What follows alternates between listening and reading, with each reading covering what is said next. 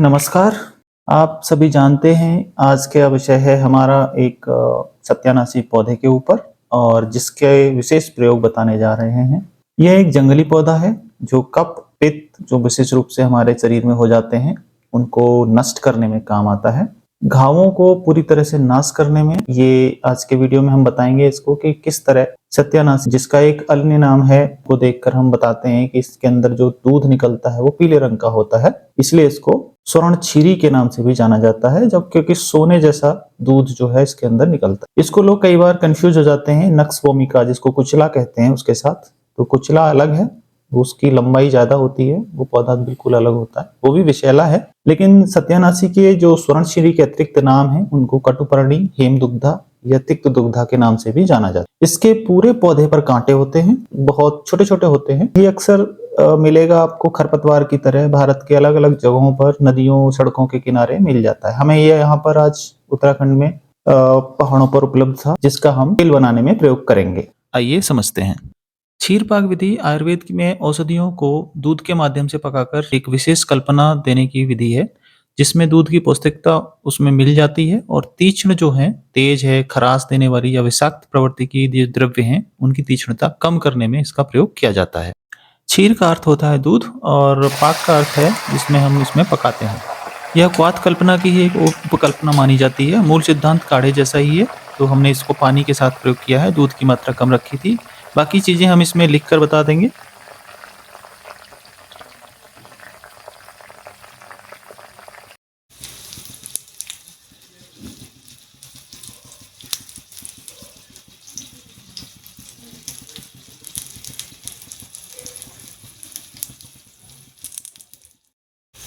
यह सिद्ध तेल बनाया जा रहा है त्वचा रोगों के लिए। हमने पहले भी बताया था कि यह तेल हम लगातार बनाते रहते हैं, इसका हमें बहुत अच्छा लाभ मिलता है। इस तेल को बनाने के लिए हमने पहले भी बताया हुआ है, लेकिन एक बार फिर से बना रहे हैं क्योंकि इस समय हम बना रहे हैं। तो इसमें हमने क्या क्या प्रयोग किया है, इसमें हमने नीम की भीतरी छाल ली है, नीम की अंदर छाल जिसको कहते हैं, और उसके साथ में चाल मोगरा का तेल और नीम का तेल 50-50 ग्राम। अगर आपको 100 ग्राम बनाना है तो उस अनुपात में ले सकते हैं। अब उस तेल के साथ में हमने इसमें जो सत्यानाशी पौधा होता है उसको पंचांग को डाला हुआ है। पंचांग को पहले हमने 3 दिन तक पानी में भिगो के रखा था और उस पानी में भिगो हुई को पानी के साथ ही थोड़ा सा कुचल कर और इस तेल में डाल दिया है। तो अब ये पूरी तरह से इसमें धीरे धीरे जल रहा है। और इसके साथ हमने जो थोड़ा सा ताज़ा पौधे भी लिए थे और थोड़ा सा हमने पंचांग जो है जड़ के साथ डाला हुआ है, तो इसमें वो जड़ भी है, आप इसमें भी देख सकते हैं।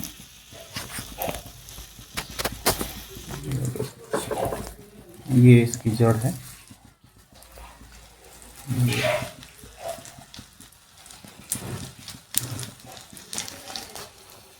इसको ये थोड़ा सा जल चुका है। इसके फल हैं, ये फल भी आप इसमें साथ में डालेंगे। जल के पूरा तैयार हो गया है। ये फटता है तो सावधानी से करें इसे। जैसे जैसे जलता जाएगा वैसे वैसे आपको इसका जो तेल का रंग है ये देखिए थोड़ा अंतर आने लगा है। इसके सभी अवयव इसमें जाएंगे।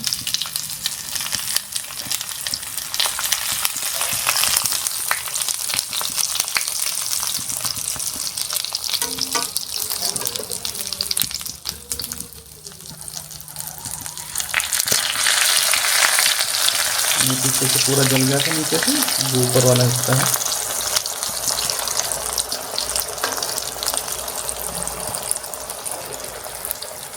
ये है इसकी जड़,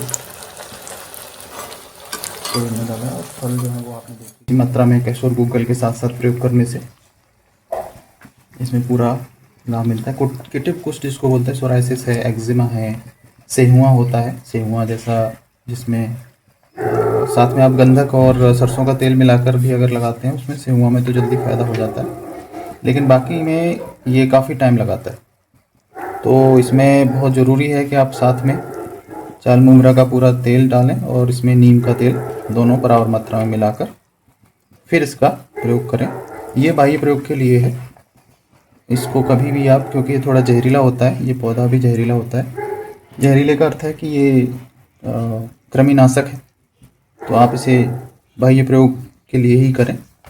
इसका खाने में या पीने में या दवाओं के साथ मिलाकर भोज्य पदार्थ जो होते हैं उनमें इनसे दूर रहना है। खाने की चीज़ों को इससे बिल्कुल दूर रखना होता है। तो ये हमारा आज का विशेष तेल तैयार हुआ।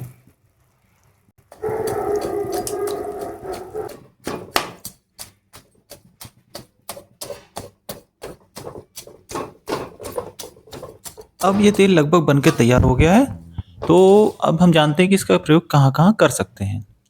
ये जो पीला दूध है, ये पंचांग के लेप के साथ भी हम प्रयोग कर सकते थे सीधे-सीधे। और इसके अलावा जब हमने तेल बना ही लिया है, तो हम तेल का प्रयोग भी जहाँ-जहाँ हमारे शरीर में फोड़े-फुंसी हैं, घाव है, चोट लग जाती है, वो जो घाव है ना, उनको भरने के लिए बहुत जल्दी इसका असर मिलता है आपको। कुछ लोगों के कान से खून आता है या पस निकलता है, तो ये कॉटन के साथ आप कान में भी लगा सकते हैं। जिन स्त्रियों को योनि की समस्याएँ होती हैं, दर्द रहता है या सूजन, कटाव हो जाता है, तो उसके लिए भी ये रुई के साथ थोड़ा कॉटन में लगाकर इसका उपयोग किया जा सकता है। विशेष रूप से मांसपेशियों में दर्द होना, सूजन होना, कान के दर्द में या जहाँ कहीं हमारे दर्द में मालिश की तरह प्रयोग करवाना हो, तो इसका प्रयोग आप कर सकते हैं। त्वचा पर किसी भी तरह के घाव, चोट में ये पूरी तरह से लाभकारी होता है। इसको हमने क्षीरपाक कल्पना का प्रयोग किया है, जिससे इसका जो तीव्रता है वो कम हो गई है, तो हम इसका व्रण और शोथ के साथ-साथ शोथ में भी प्रयोग कर ही रहे हैं। और अगर इसका प्रयोग आपको करना है काष्ठ औषधियों के साथ, तो उसकी उष्णता को संतुलित करके भी आप उसमें प्रयोग कर सकते हैं।